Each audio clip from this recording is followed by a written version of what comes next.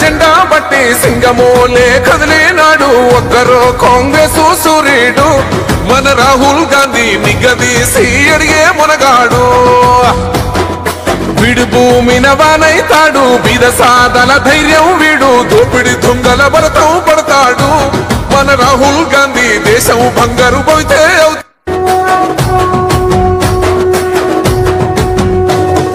మూడు రంగుల జెండా బట్టి సింగమోలే కదిలినాడు ఒక్కరో కాంగ్రెస్ సూర్యుడు మన రాహుల్ గాంధీ నిగదీసి అడిగే మునగాడు వీడు భూమిన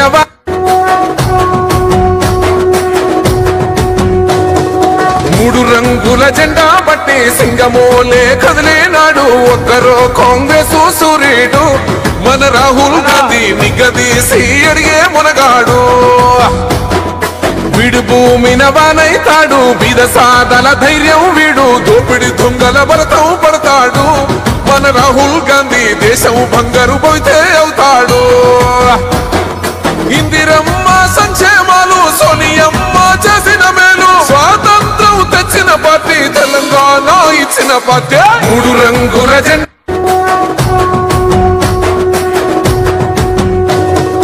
మూడు రంగుల జెండా బట్టి సింగమోలే కదిలినాడు ఒక్కరో కాంగ్రెస్ సూర్యుడు మన రాహుల్ గాంధీ నిగదీసి అడిగే మునగాడు వీడు భూమిన వానైతాడు బీద సాదల ధైర్యం వీడు దోపిడి దొంగల భరతం పడతాడు మన రాహుల్ గాంధీ దేశం బంగారు పోతే అవుతాడు ఇందిరమ్మ సంక్షేమాలు సోనియమ్మ చేసిన మేలు స్వాతంత్రం తెచ్చిన పార్టీ తెలంగాణ ఇచ్చిన పార్టీ మూడు రంగుల జెండా బట్టి సింగమోలే కదిలినాడు ఒక్కరో కాంగ్రెస్ సూర్యుడు మన రాహుల్ గాంధీ నిగదీసి అడిగే మునగాడు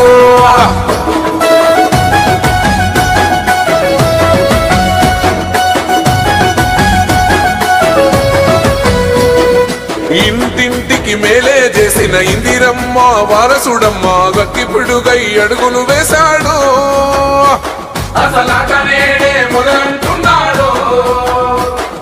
రైతు సంఘర్షణ చూసి రణము చెయ్య మన తెలంగాణ ప్రజల ఆశాజ్యోతి తెలంగాణ ప్రజల యొక్క ప్రియతమ నాయకుడు మన తెలంగాణ ముద్దుబిడ్డ మన ప్రియతమ ముఖ్యమంత్రి గారికి మేడ్చల్ జిల్లా తరఫున స్వాగతం సుస్వాగతం అదేవిధంగా మంత్రివర్యులు పొన్నం ప్రభాకర్ గారికి శ్రీధర్ బాబు గారికి అదేవిధంగా తుమ్మల నాగేశ్వరరావు గారికి వేదిక మీద ఉన్నటువంటి ఎమ్మెల్యేలకు ఎమ్మెల్సీలకు అదేవిధంగా రాష్ట్ర నాయకులకు చిన్నారెడ్డి గారికి అందరికీ స్వాగతం పలుకుతా ఉన్నా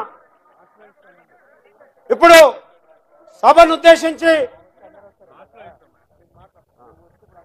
ఉద్దేశించి మేడ్చల్ నియోజకవర్గ ఇన్ఛార్జ్ అయినటువంటి వజ్రేష్ యాదవ్ గారిని మాట్లాడాల్సిందిగా కోరుతా ఉన్నా.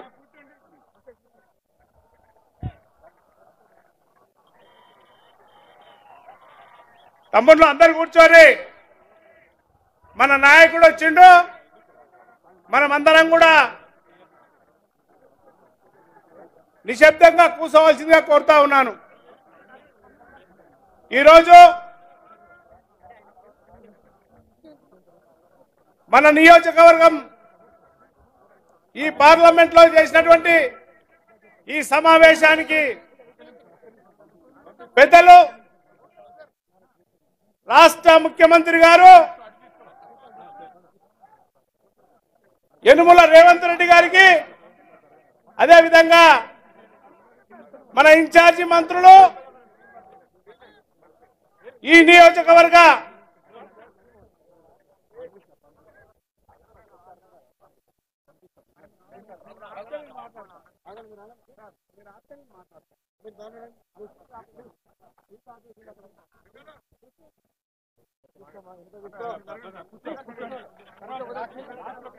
అదే విధంగా పెద్దలు బీసీ సంక్షేమ శాఖ మంత్రులు పెద్దలు పొన్నం ప్రభాకర్ గౌడ్ గారికి, అదే విధంగా ప్రభుత్వ సలహాదారుడు మా ప్రియతమ నాయకుడు వేము నరేందర్ రెడ్డి గారికి, అదేవిధంగా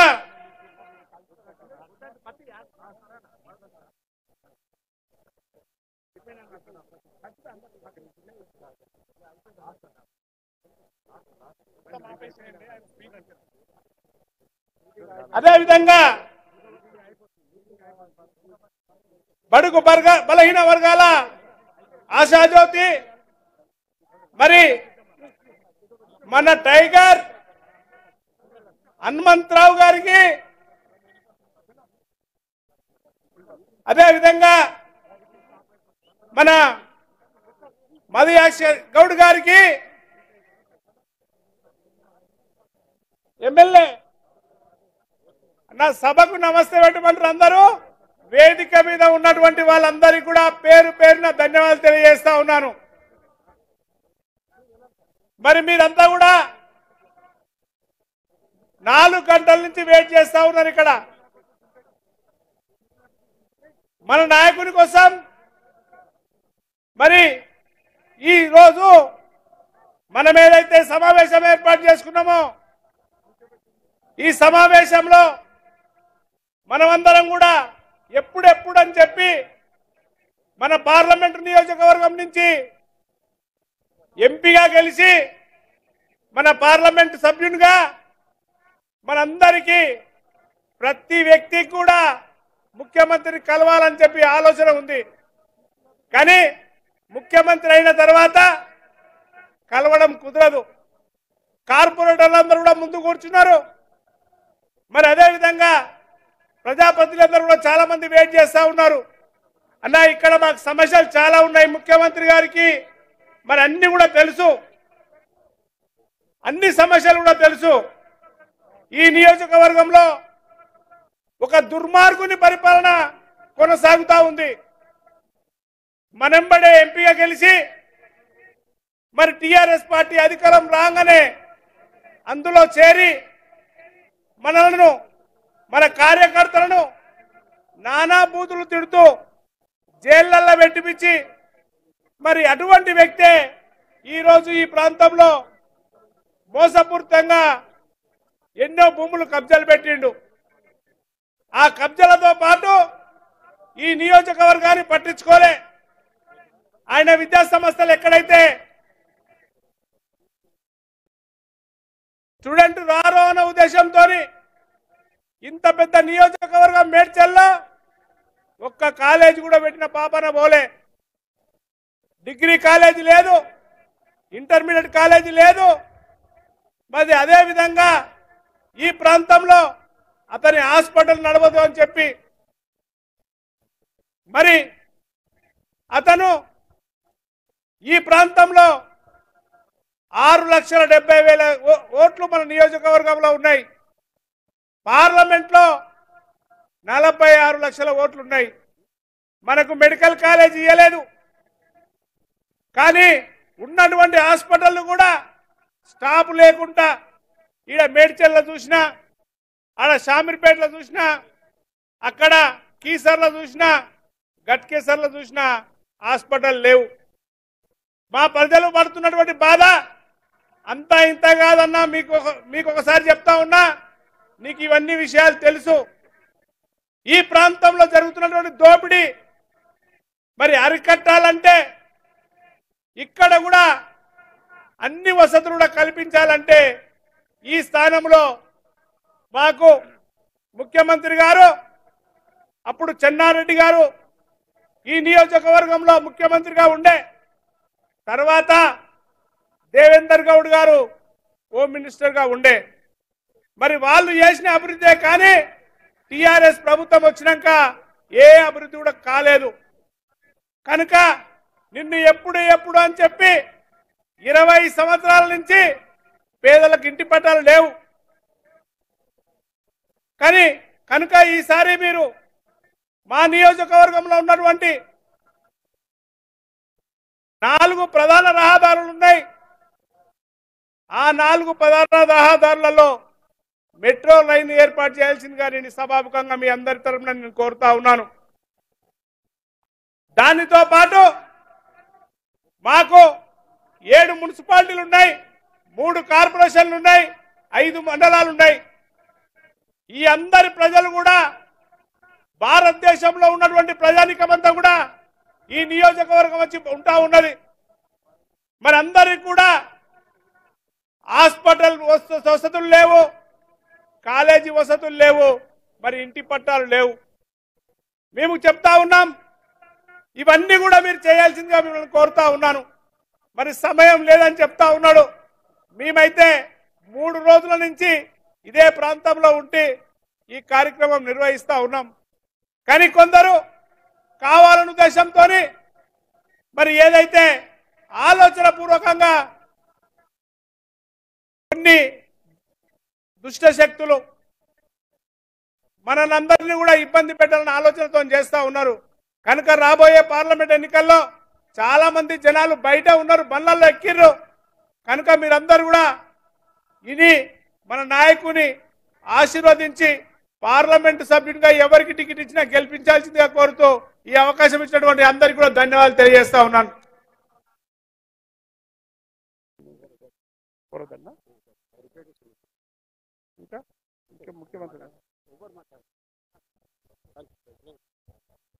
ఇప్పుడు గౌరవ ముఖ్యమంత్రి గారు మాట్లాడవలసిందిగా కోరుతా ఉన్నాను.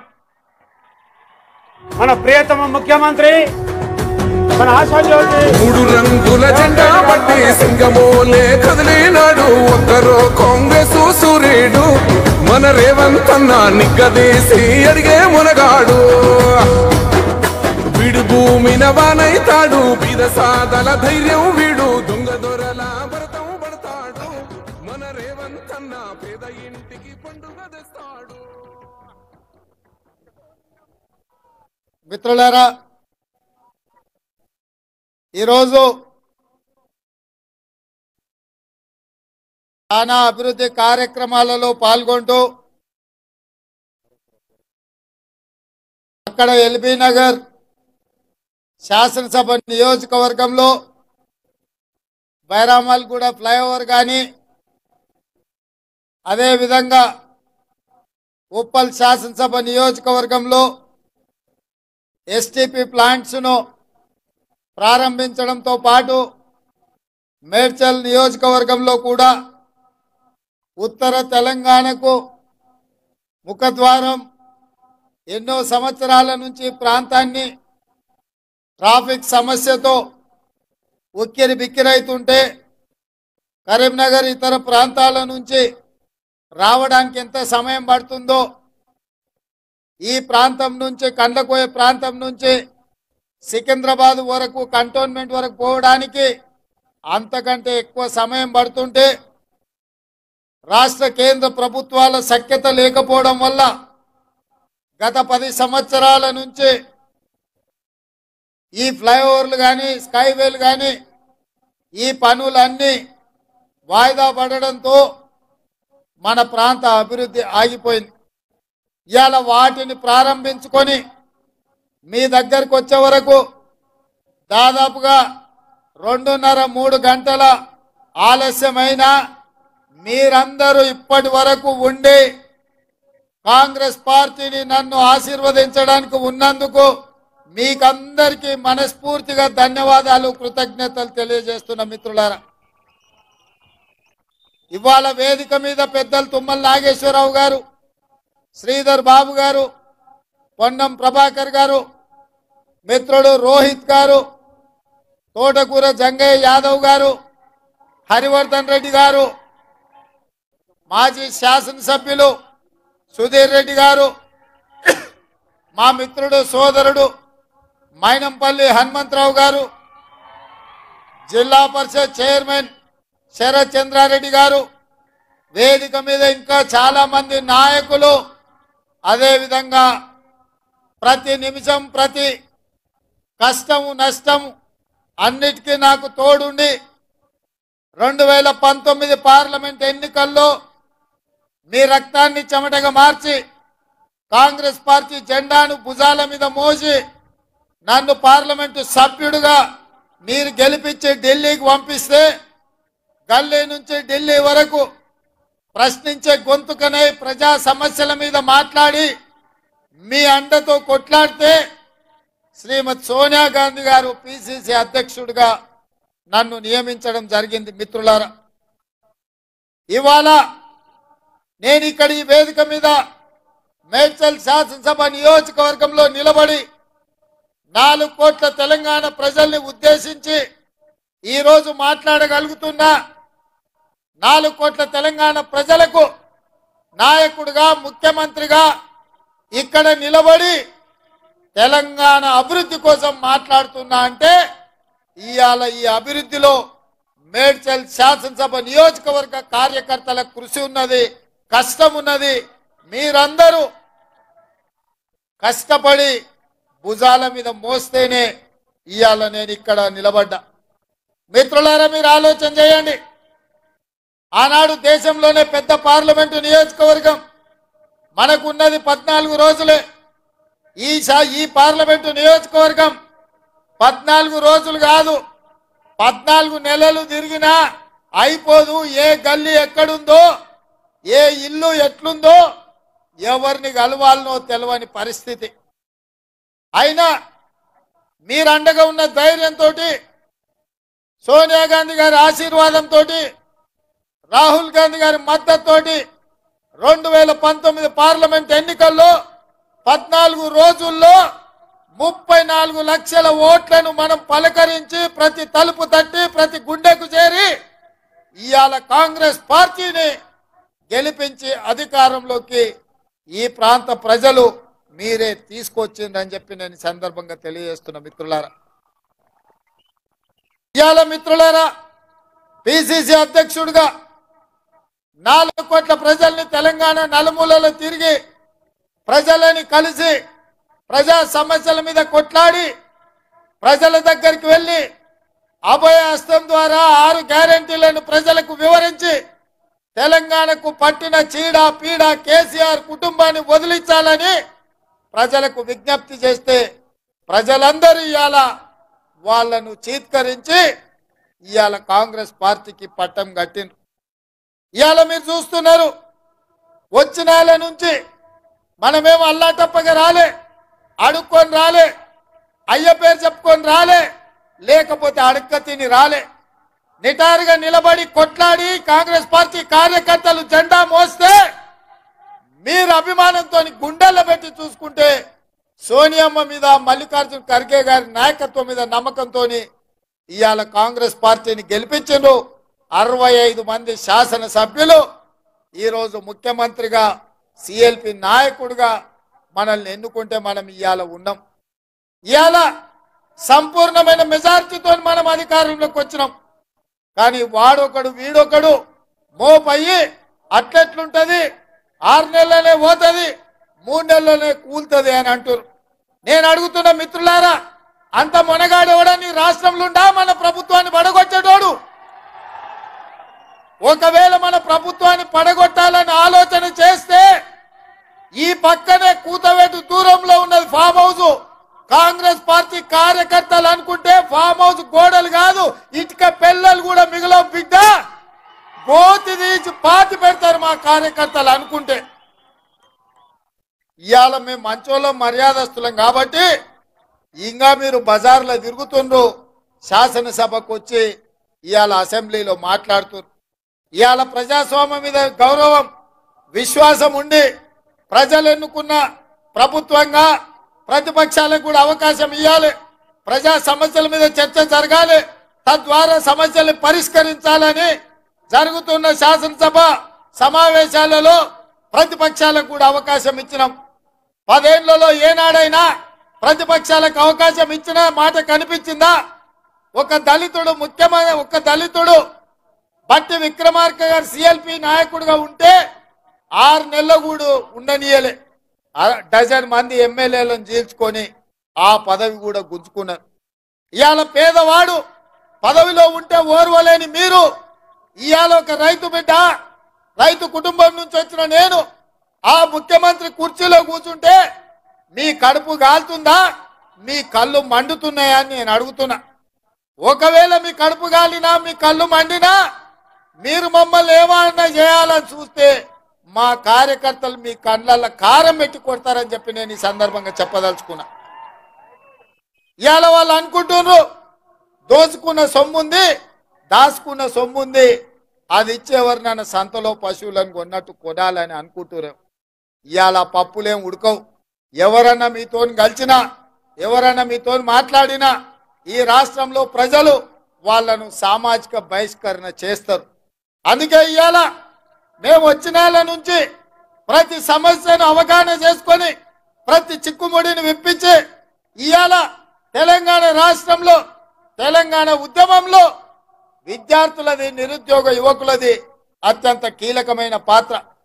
తెలంగాణ ఉద్యమంలో ఉస్మానియా కాకతీయ యూనివర్సిటీల విద్యార్థులు ముందు బాగానే నిలబడి తెలంగాణ ఉద్యమాన్ని ముందుకు నడిపించి వందలాది మంది యువకులు ఆత్మత్యాగాలు చేసి ఈరోజు తెలంగాణ రాష్ట్రం సాధించుకున్నారు. మరి రాష్ట్రంలో 2 లక్షల ప్రభుత్వ ఉద్యోగ ఖాళీలు ఉంటే భర్తీ చేసిండా కేసీఆర్ అని నేను అడుగుతున్నా. 10 ఏళ్ళు వాళ్ళు చేయలే, 10 ఏళ్ళు వాళ్ళకి సోయి లేదు. పేదోళ్ళ పిల్లలు అశోక్ నగర్ చౌరస్తాల్లో, దిల్సుఖ్ నగర్ చౌరస్తాల్లో, అమీర్పేట్ చౌరస్తాల్లో, మేడ్చల్ చౌరస్తాల్లో కోచింగ్ సెంటర్ల చుట్టూ తిరుగుతూ ఉద్యోగం లేక, ఉపాధి లేక, ఈ రోజు ఊరికి పోలేక, తల్లిదండ్రులకు మొహం చూపించుకోలేక అవమానంతో ఆత్మహత్యలు చేసుకునే పరిస్థితి ఆనాటి ప్రభుత్వం కల్పించింది. అందుకే మనం అధికారంలోకి వచ్చిన వెంబడే 90 రోజుల్లో 30,000 ప్రభుత్వ ఉద్యోగాలు నిరుద్యోగ యువకులకు ఇచ్చి ఇవాళ రాష్ట్ర ప్రభుత్వం పేదలకు అండగా నిలబడ్డం. నిన్నగాక మొన్న కేసీఆర్ బిడ్డ ఆమె బతుకమ్మలు ఆడుడో లేకపోతే వంట వార్పులు చేసుడో బెంజ్ కార్ల తిరుగుడో ఇవన్నీ నాకు తెలియదు, కానీ ఆడబిడ్డలకు ఉద్యోగాలు ఇయ్యలేదు, 12% కూడా మీరు ఇచ్చిన ఉద్యోగాలని నేను ఇవాళ చెప్పదలుచుకుని వేదిక మీద నుంచి దాదాపుగా 28,000 పైచలకు ఉద్యోగాలు ఇస్తే 43% మేము ఇచ్చిన ఉద్యోగాలలో ఆడబిడ్డలకు మేము ఉద్యోగాలు ఇచ్చినాం. లెక్కలతో సహా పేర్లతో సహా మేము చెప్తాం. శాతనైతే నీ అయ్యను అసెంబ్లీకి దోలు, అసెంబ్లీలో మొత్తం 43% ఆడబిడ్డలకు ఇచ్చిన ఉద్యోగాలు ప్రతి ఆడబిడ్డ పేరు చెప్పే బాధ్యత నాది.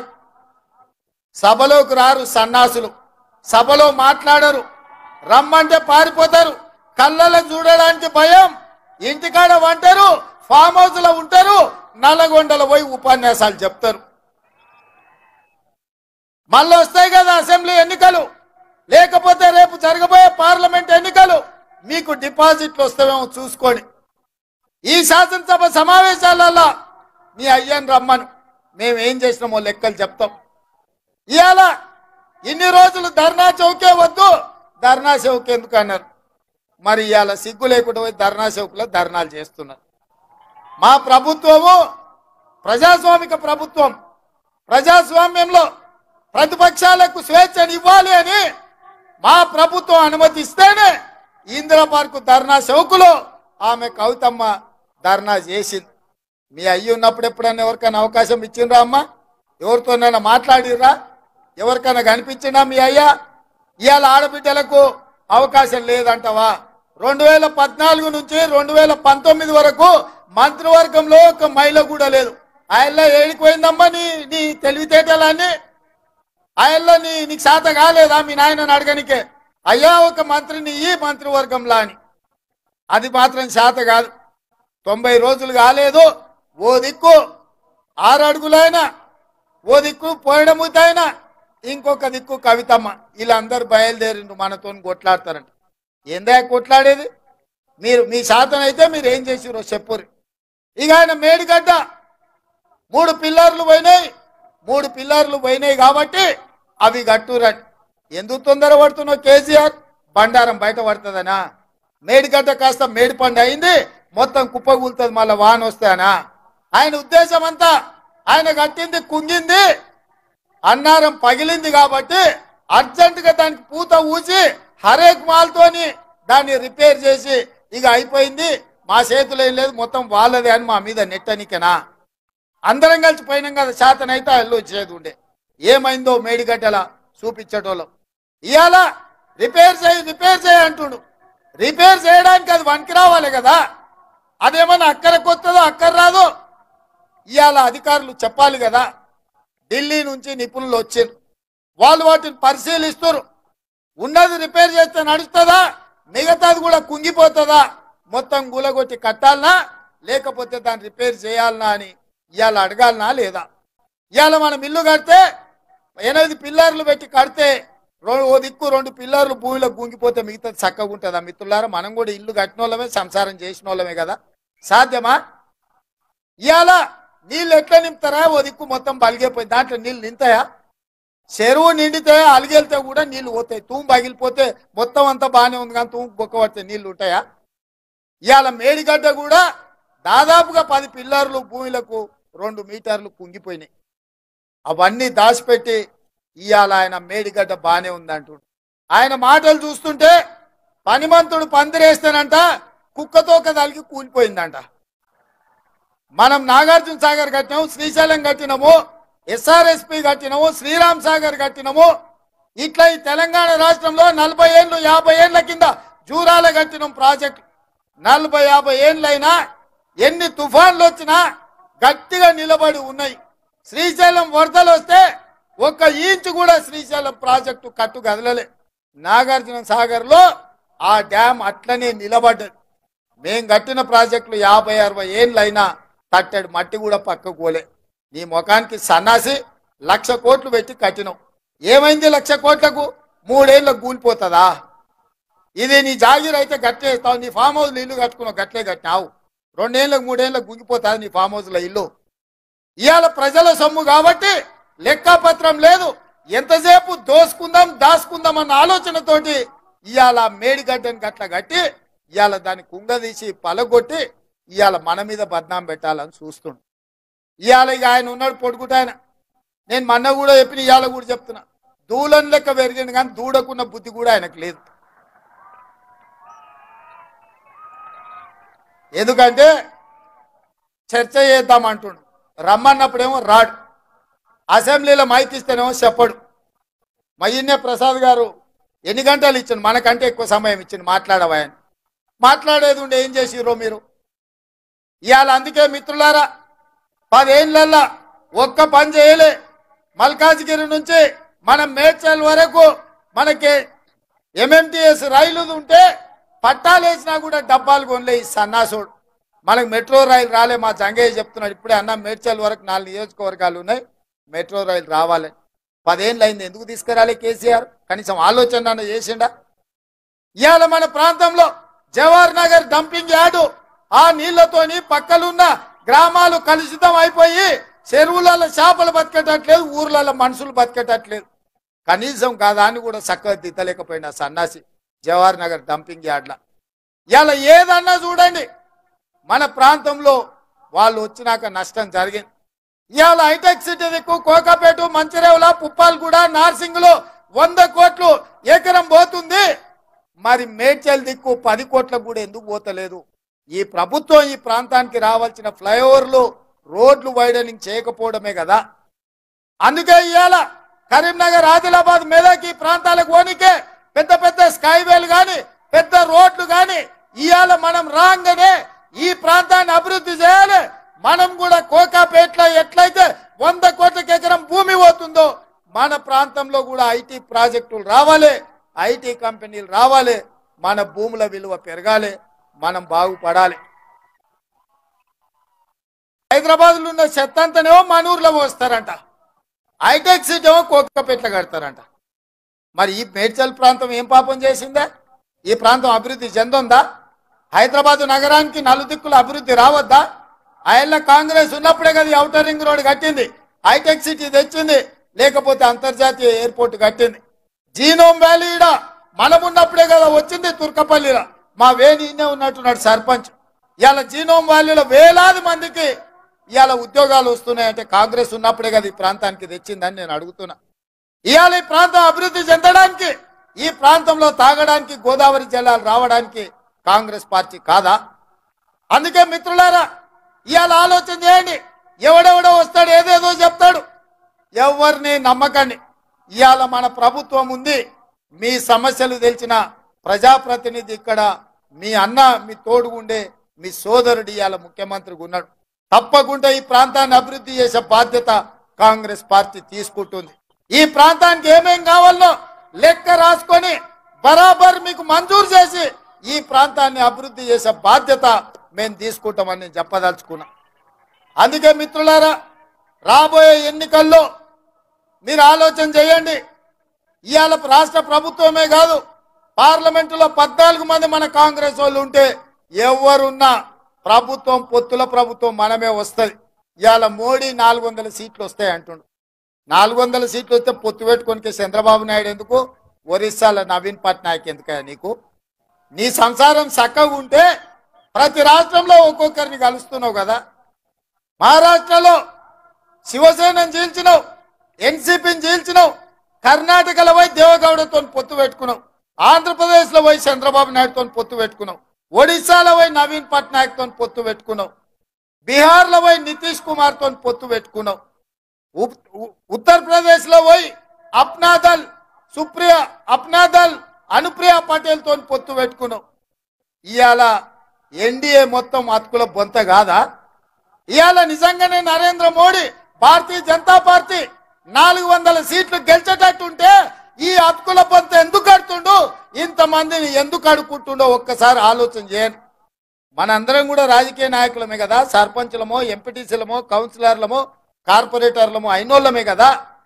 మనం ఇల్లు తిరిగి అడుక్కుంటున్నామని అంటే మనం ఓడేటట్టు ఉంటేనే కదా మనం ఇల్లు పోయి అడిగేది, శత్రువు ఇంటికి కూడా పోయి.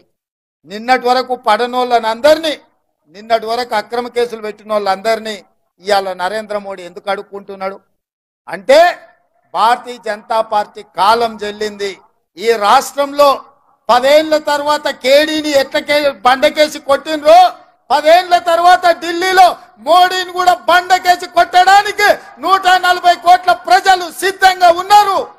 ఆ సంగతి నరేంద్ర మోడీ గారికి తెలుసు కాబట్టే ఇవాళ అతుకుల బొంత ఉడుతున్నాడు. కాంగ్రెస్ పార్టీ అధికారంలోకి రాదంటుండు. 2004 కంటే ముందు కూడా గిట్లే మాట్లాడారు. వాజ్పేయి గారు ప్రధానమంత్రి ఉన్నప్పుడు షైనింగ్ ఇండియా అని చెప్పారు. వాజ్పేయి గారికి ఎవరు అడ్డమే లేదు, అసలు ఎప్పటికీ కాంగ్రెస్ ఉండనే ఉండదన్నారు. కానీ అలా సోనియా గాంధీ గారి నాయకత్వంలో 2004, 2009 10 ఏళ్ళు యూపీఏ ప్రభుత్వం గెలిచింది. ప్రజలకు లోపల కాలుతుంది. 400 సిలిండర్ 1200 అయింది, 50 రూపాయల పెట్రోల్ 110 రూపాయలు అయింది, 40 రూపాయల డీజిల్ ఇవాళ 100 రూపాయలు అయింది. ఉప్పు, పప్పు, బెల్లం, చింతపండు, మంచి నూనె గురించి నేను చెప్పాల్సిన అవసరం లేదు. అంతెందుకు, కేసీఆర్ మోడీ దెబ్బకు 50 రూపాయలు ఉన్న క్వార్టర్ 200 రూపాయలు అయింది. అవునా కాలే? చాలా మంది మా సోదరులకు లెక్క తెలుసు కదా. మరి ఇవన్నీ ఎట్లా ధరలు పెరిగినాయి? ఇవన్నీ ధరలు పెరిగినాక ఇంకా మోడీకి ఓటేస్తారా? ఆయన ఏం చెప్పిండు, రైతులకు ఆదాయాన్ని 2 చేస్తాను, 2022 వరకు ప్రతి పేదవాడికి ఇల్లు కడతాను, స్విస్ బ్యాంకులో లక్షల కోట్ల నల్లధనం ఉంది, ప్రతి పేదవాడి ఖాతాలో 15 లక్షల రూపాయలు వేస్తా అన్నాడు. ఇట్లాంటివి ఆయన ఎన్ని చెప్పిండంటే ఇక లెక్క పెట్టే పరిస్థితే లేదు. మరి ఇవాళ అవన్నీ చేసిండ మళ్ళీ వచ్చి ఓట్లు అడగడానికి. ఇక ఆయన ఈటెల రాజేందర్ గారు, రేవంత్ రెడ్డి ఆ ఊరు నుంచి వచ్చి ఇక్కడ గెలిచిండు కాబట్టి ఈయన కూడా ఈ ఊరు నుంచి వచ్చి ఇక్కడ గెలవాలని వచ్చిండంట. ఏంటికే వెళ్ళిన ఓటు? ఈయన మెడ్చల్లోనే ఉంటున్నావు కదా 10 ఏళ్ళ నుంచి. అవునా? ఈటెల రాజేందర్కి పక్కనే కదా ఇల్లు. ఎప్పుడైనా మన దగ్గరకు వచ్చి ఇక్కడ దిక్క ఈయనే కదా ఫామ్ హౌస్ కట్టుకున్నాడు. కానీ ఎన్నడన్నా మన దగ్గరకు వచ్చిండా? మరి ఎన్నడు రాంది ఇవాళ ఓటాడుగా నీకు ఎట్లా వస్తాడా మన దగ్గర? 10 ఏళ్ళు మంత్రిగా ఉన్నాడు, ఎప్పుడైనా మన దిక్కు చూసిండా? పెన్షన్ ఇచ్చిండా? ఇల్లు ఇచ్చిండా? ఉద్యోగం ఇచ్చిండా? ఉపాధి కల్పించిండా? పోనీ ఎట్లున్నామని అడిగిండా? మన పెళ్లికి వచ్చిండా? మన సావుకు వచ్చిండా? మంచిగున్నామని మనల్ని ఎప్పుడైనా వల్కరించిండా? మరి ఏం అడిగినోడు ఇవాళ సిగ్గు లేకుండా ఓటు ఎట్లా అడుగుతాడా మన దగ్గర? ఎట్లా అడుగుతాడు చెప్పురి? కాబట్టే మిత్రులారా, ఆయన అనుకున్నట్టున్నాడు, పాలమూరు నుంచి వచ్చిన రేవంత్ రెడ్డిని గెలివనీయలేదా, ఆయనను గెలిపించారు కదా, ఇవాళ నన్ను కూడా గెలిపిస్తారేమని. ఆయనలో నేను ప్రతిపక్షాల నుండి ప్రజలతో కొట్లాను కాబట్టి గెలిపించారు. 10 ఏళ్ళు నువ్వు కేసీఆర్తోనే అధికారంలోనే ఉంటాయి, 2 ఏళ్ల నుంచి మోడీతోనే అధికారంలోనే ఉంటాయి. బీజేపీ నుంచి నిధులు తెస్తా అని చెప్పిండు ఆయన హుజూరాబాద్. ఒకవేళ నిధులే తెచ్చుంటే హుజూరాబాద్లో ఎందుకు ఓడగొడుతుండ్రు ఈటెల రాజేందర్ గారు? నిన్ను ఇవాళ హుజూరాబాద్లో ఓడగొడితే ఈడికొచ్చి గెలుస్తా నువ్వు ఎట్లా అనుకుంటున్నావు? అందుకే మిత్రులారా, ఇవాళ మంచి ఆలోచన చేయండి. పార్లమెంట్ ఎన్నికలు వస్తున్నాయి. ఏ విధంగా అయితే రాష్ట్రంలో ప్రజలు మనల్ని ఆశీర్వదించి ప్రభుత్వాన్ని ఇచ్చిండ్రో, రేపు ఈ ప్రాంతంలో మనకు ఎమ్మెల్యేలు లేరు, రేపు ఎంపీలు కూడా లేకపోతే ఏదైనా అభివృద్ధి చేయాలన్నా, మీకు నిధులు ఇవ్వాలన్నా, మీ ప్రాంతానికి ఐటీ కంపెనీలను తేవాలన్నా ఇక్కడ మన వాళ్ళు ఉండాలి. మట్టికి పోయినా ఇంటోడు ఉండాలి అంటే ఈ ప్రాంతంలో పార్లమెంటు కాంగ్రెస్ పార్టీ గెలవాలి. ఆయల్ల 2019లో ఎట్లయితే కష్టపడ్డారో, కొట్లాడినరో, మీరే కట్టబట్టుకొని నిలబడి ఈ మల్కాజ్గిరి పార్లమెంట్ లో కాంగ్రెస్ పార్టీని గెలిపించాలి. అప్పుడే ఈ ప్రాంతం అభివృద్ధి చెందుతుంది. ఎందుకంటే నమ్మిన మనిషి మనోడై ఉండి మన ఇంటి మనిషి ఉంటే నాకు కూడా అల్కగా అవుతుంది. కాగితాలు తీసుకొస్తే ఆ పనులు చేయడం సులువైతుంది. అవసరమైతే ఢిల్లీలో మన ప్రభుత్వం రాహుల్ గాంధీ గారు ప్రధానమంత్రి అయితే మన ప్రాంతానికి నిధులు తెచ్చుకోవడానికి అవకాశం ఉంటుంది. ఇవాళ జంగయ్య గారు అన్నట్టు మెట్రో మేడ్చల్ కు రావాలంటే ఈడ పార్లమెంటు మనం గెలవాలి. ఇవాళ ఈ ప్రాంతంలో అభివృద్ధి జరగాలంటే, ఈ ప్రాంతానికి ఐటీ కంపెనీలు రావాలంటే మల్కాజ్గిరిలో కాంగ్రెస్ పార్టీ ఎంపీ గెలవాలి. మీకు అండగా ఉండడానికి మైనంపల్లి హనుమంతరావు ఉన్నాడు, సుధీర్ రెడ్డి గారు ఉన్నారు, ఇక్కడ హరివర్ధన్ రెడ్డి ఉన్నాడు, జంగయ్య యాదవ్ ఉన్నాడు. అన్నిటికంటే నేనున్నా మీ సోదరుని మీకు అండగా. ఎవరికి భయపడాల్సిన పని లేదు. అపోజిషన్లు ఉన్నప్పుడే మన వాళ్ళు భయపడలే. ఇవాళ మనదే అధికారం ఉంది. మనతో ఎవడన్నా పెట్టుకున్నాడు అంటే చింతపండు అవుతుందని నేను చెప్తున్నా. అందుకే మిత్రులారా, ఆలస్యం అయింది. మీరందరూ ఇంటికి పోవాలి. దూరం దూరం నుంచి వచ్చారు. 6 5 రావాల్సింది ఇవాళ 8 8:30 అవుతున్నట్టుంది. ఇంతసేపు ఓపికగా ఉండి కాంగ్రెస్ పార్టీని గెలిపించడానికి ఆశీర్వాదానికి మీరు వచ్చిండ్రు.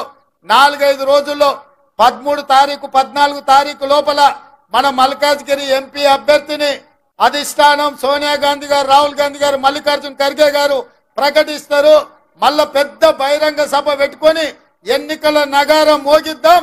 ఇవాళ మీరందరూ వచ్చి ఆశీర్వదించినందుకు మీకందరికీ మనస్ఫూర్తిగా ధన్యవాదాలు తెలియజేస్తూ సెలవు తీసుకుంటున్న మిత్రులారా, జై కాంగ్రెస్. ఫామ్ హౌస్ లో మందేసిన గుండెలు ఎదురాలి, సరేనా? జై కాంగ్రెస్, జై జై కాంగ్రెస్. హస్తం గుర్తుకే, హస్తం గుర్తుకే. ధన్యవాదాలు మిత్రులారా.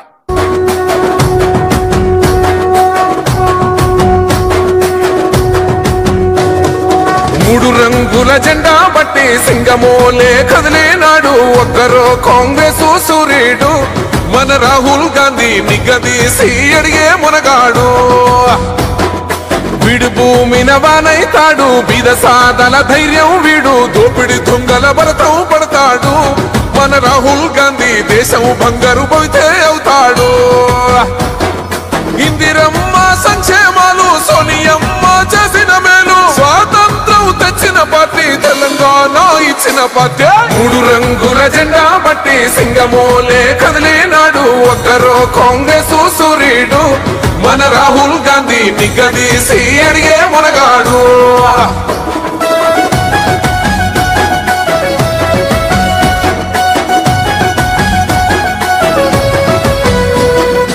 ఇంటింటికి మేలే చేసిన ఇందిరమ్మ వారసుడమ్మ గక్కిపిడుగై అడుగులు వేశాడు.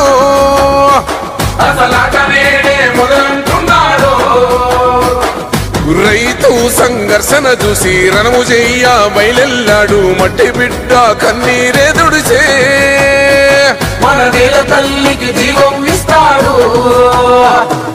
అమరవీరుల త్యాగం చూసి అమ్మ సోనియా చలువతోటి వచ్చిన మన తెలంగాణ రక్షణే ధ్యేయమంటున్నాడు. మూడు రంగుల జెండా బట్టి సింగమోలే కదిలినాడు ఒక్కరో కాంగ్రెస్ సూర్యుడు. మన రాహుల్ గాంధీ నిగదీసి అడిగే మునగాడు.